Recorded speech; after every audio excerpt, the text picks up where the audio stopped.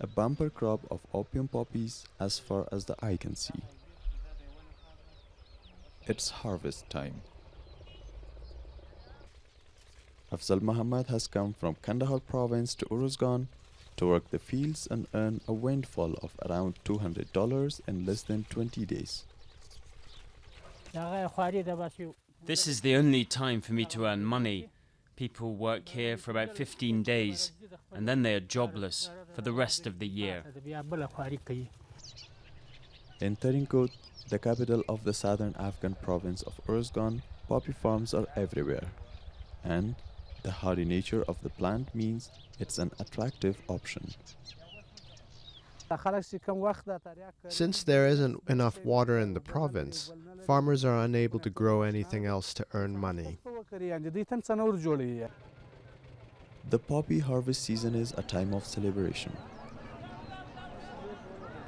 After working hard all day, farm laborers come together in the evening for games and revelry. This is the best part of the harvest season. This is the time when laborers have fun and enjoy their stay. Despite the international community's multi-million-dollar eradication drive, Afghanistan still produces 85 to 90% of the world's opium, the raw material for heroin.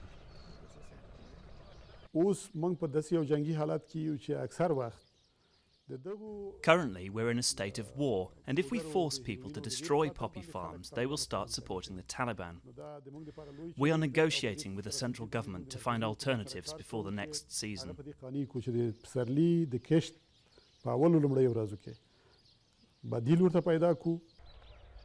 Afzal Muhammad has done this for more than 35 years and has no qualms about the devastating effects heroin abuse has on people around the world. For him, it's the only way to make a living.